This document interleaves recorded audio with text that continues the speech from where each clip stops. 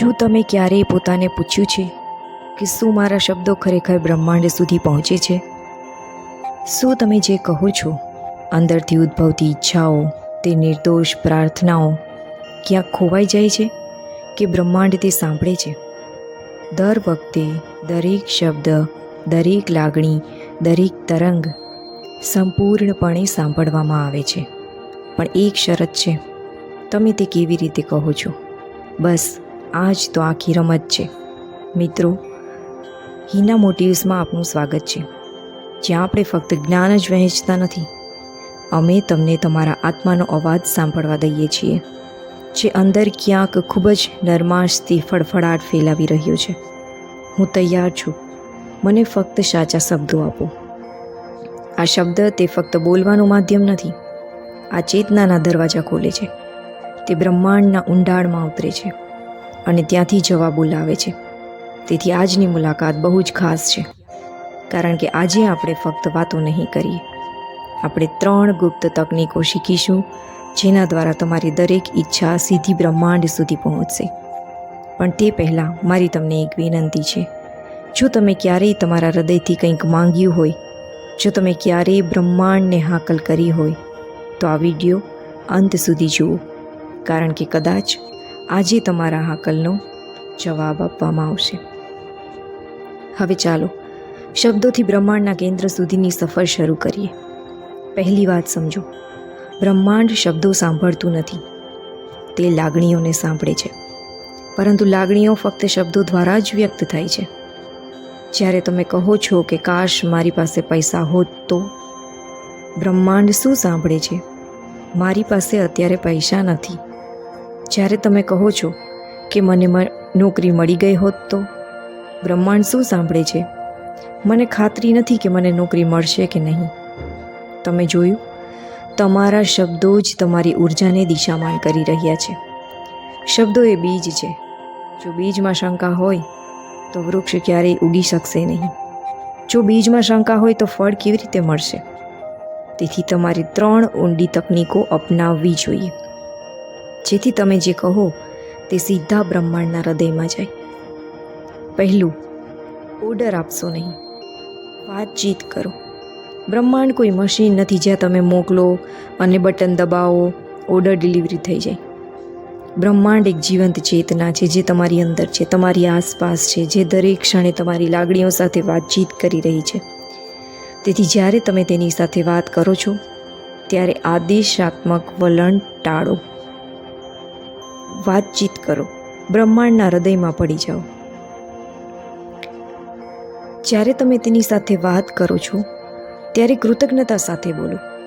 ઉદાહરણ તરીકે, હે બ્રહ્માંડ, આજે તમે મને ઘણું બધું શીખવ્યું, તે બદલ હું આભારી છું. હું આગામી પાઠ માટે પણ તૈયાર છું. મારી પાસે જે પણ આવશે તે હું સ્વીકારીશ, કારણ કે હું જાણું છું કે દરેક અનુભવ મને સુધારવા માટે આવ્યો છે. જુઓ, આમાં વિનંતી છે, આદેશ નથી. આમાં કૃતજ્ઞતા છે, ફરિયાદ નથી. આમાં શરણાગતિ છે, ભય નહીં. આ એક એવી ભાષા છે જેને બ્રહ્માંડ પ્રેમ કરે છે. બીજી ટેકનોલોજી છે, તકનીક છે, પહેલેથી જ પ્રાપ્ત થયેલી ભાષામાં વાત કરો. બ્રહ્માંડ ભવિષ્યની ભાષા સમજી શકતું નથી, કારણ કે બ્રહ્માંડ માટે બધું જ અત્યારે છે. તેને ભૂતકાળ અને ભવિષ્ય ખબર નથી. તે ફક્ત તમારી વર્તમાન ઉર્જાને કેદ કરે છે. જો તમે કહો છો કે મને પૈસા જોઈએ છે, તો તમારી ઉર્જા કહે છે કે મારી પાસે પૈસા નથી, અને બ્રહ્માંડ તે ઉર્જા પાછી આપે છે. હા, તમારી પાસે નથી. પરંતુ જો તમે કહો કે મને પૈસા જોઈએ છે, તો બ્રહ્માંડ તે ઉર્જા પાછી આપીને કહે છે કે મારા જીવનમાં રહેલી આ વિપુલતા માટે હું આભારી છું. તો બ્રહ્માંડ આ સાંભળે છે. આ આત્માએ સમૃદ્ધિનો અનુભવ કર્યો છે અને તે આપવાનું ચાલુ રાખે છે. આ કોઈ ચમત્કાર નથી, આ ઉર્જાનો નિયમ છે.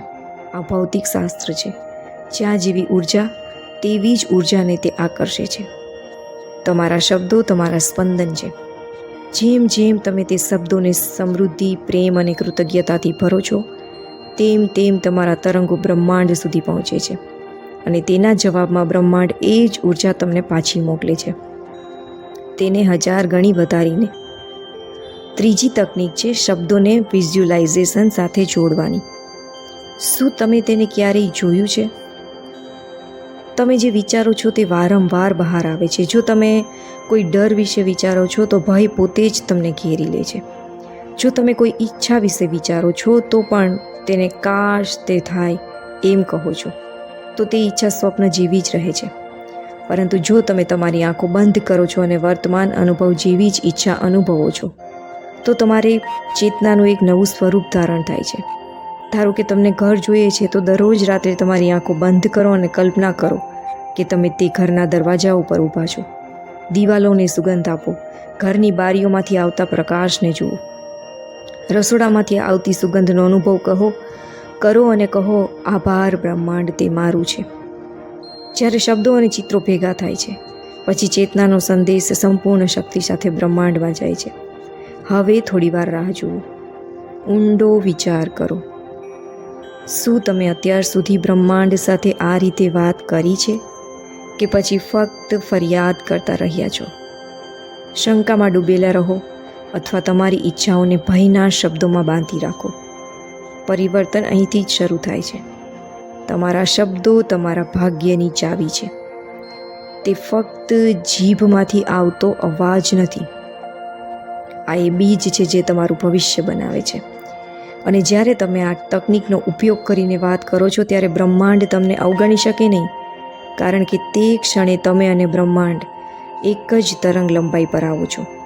અને જ્યાં ફ્રીક્વન્સીઝ મળે છે ત્યાં ચમત્કારો થાય છે. જ્યારે કોઈ વ્યક્તિ પોતાના શબ્દોને પોતાના આત્મા સાથે જોડે છે ત્યારે તે શબ્દો ફક્ત શબ્દો નથી રહેતા, તેઓ ઠરાવો બની જાય છે. અને રિઝોલ્યુશનમાં કંઈક ખાસ વાત છે, તે ક્યારેય એકલો રહેતો નથી. લાગણી નિશ્ચય સાથે જોડાયેલી છે, ભાવના સાથે શ્રદ્ધા આવે છે અને શ્રદ્ધા સાથે બ્રહ્માંડની શક્તિ આવે છે. તો વિચારો, જ્યારે તમે આ ભક્તિ સાથે તમારી દરેક ઈચ્છા બ્રહ્માંડને મોકલો છો ત્યારે શું તમને તે ઈચ્છા પાછી નહીં મળે? તમને મળશે, ચોક્કસ મળશે. પણ તેના માટે તમે તમારી ભાષા બદલવી પડશે. કારણ કે બ્રહ્માંડ તમારી ભાષા સાંભળતું નથી, તે તમારી ઉર્જાની ભાષા સાંભળે છે અને શબ્દો દ્વારા ઉર્જાને બદલી નાખે છે. હવે ચાલો થોડા તાર્કિક બનીને આજે આને સમજવાનો પ્રયાસ કરીએ. ધારો કે તમે બ્રહ્માંડને એક વિશાળ રેડિયોના ટાવર માનો છો, જે દરેક ક્ષણે તમારી ચેતનામાંથી આવતા તરંગોને કેદ કરી રહ્યો છે.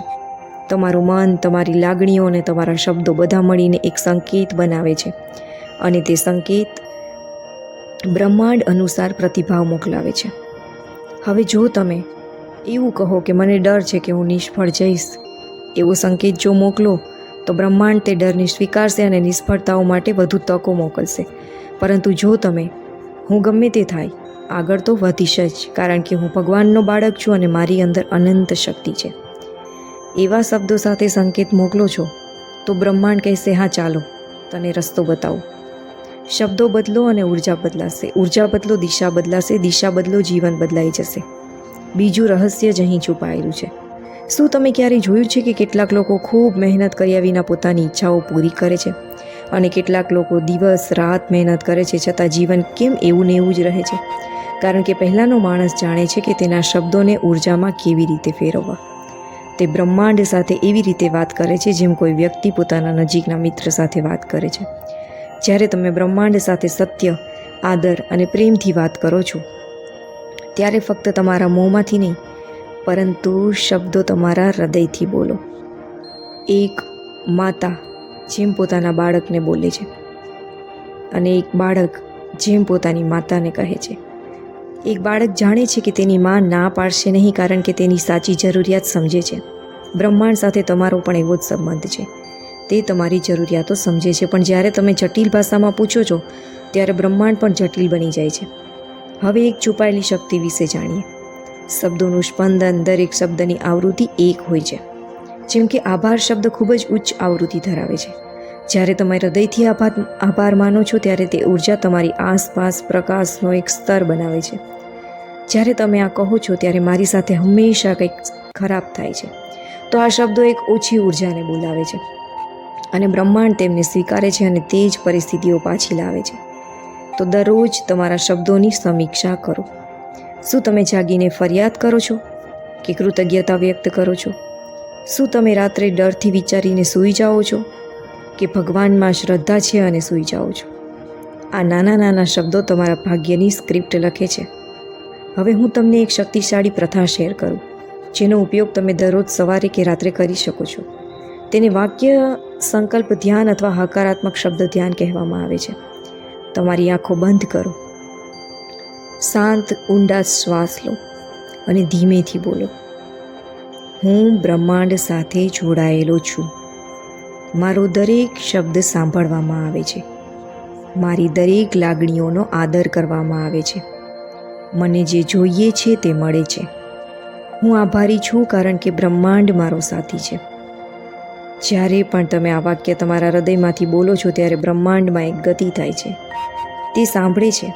તે ક્યારેક લોકો દ્વારા, ક્યારેક ઘટનાઓ દ્વારા અને ક્યારેક અચાનક તકો દ્વારા પ્રતિક્રિયા તો આપે જ છે, પરંતુ જવાબ ચોક્કસપણે આવે છે.